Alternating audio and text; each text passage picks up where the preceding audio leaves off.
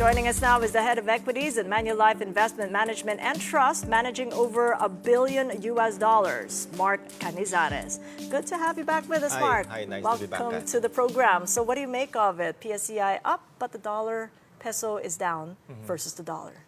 Well, I think, as one of your guests were earlier saying, the market has really been quite cheap already. We've declined from July. If you remember, that was the peak. It was around July 15.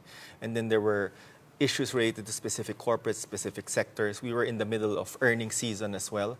And earnings was a little bit weak for the second quarter. Revenues were up only maybe less than 5%. Earnings not so much exciting as well. So the market used that as an excuse to correct.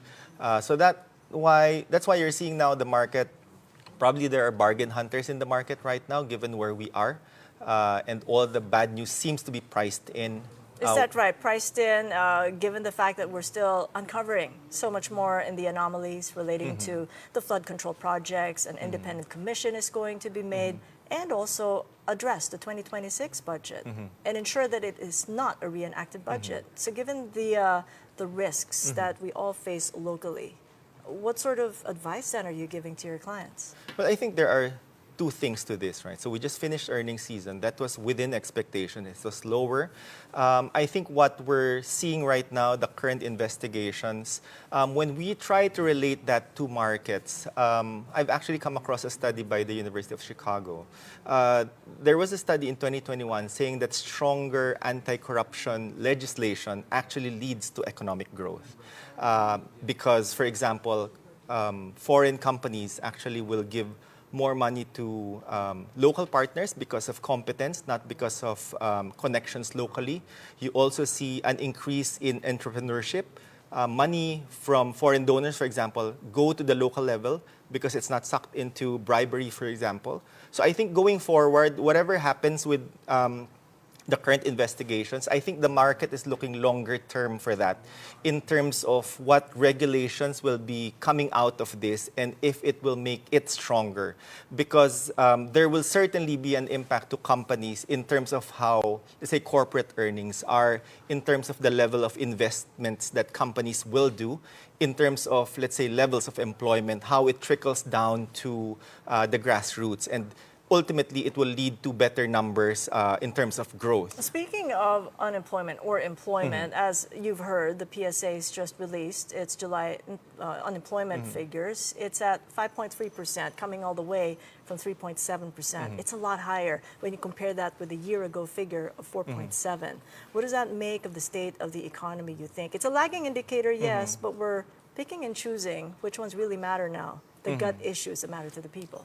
Well, I think it only highlights the fact that you need more capital investment to create employment. You need policies that will support these things, right? And the more that you see all of this noise, which might deter capital from flowing in, then the more that you might see a domino effect into markets, into all your economic numbers. But the nice thing is that you're heading into fourth quarter, so there might be seasonal employment that might offset that as well. And I'm thinking about the consumption themes heading into the Christmas season. What is a preference then in your portfolio, billion-dollar portfolio? Is it going to be the consumer staples or the discretionary, given that inflation is rising?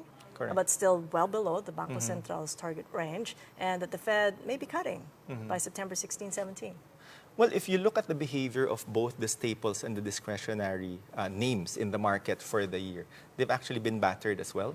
A lot of these things because of company-specific news, but as you pointed out, you're going into the fourth quarter, seasonally stronger. You have, yes, inflation was a bit higher, but it's still lower than the average that we have seen over the past couple of quarters. So that might provide an uplift as well. And we're quite constructive on what we will see in terms of spending as well domestically. That might also offset some of what we're seeing in terms of tariffs abroad and the uncertainty that it brings. Remember, the Philippines is not really a very export-oriented country. We have more of our domestic economy that's pushing up our numbers. But it's wanting to bring foreign investors in. As you know, the president has signed into law an extension of the lease agreement for foreign investors from 50 years to 99 years. Does that make property a little bit more attractive, given that we still have that oversupply?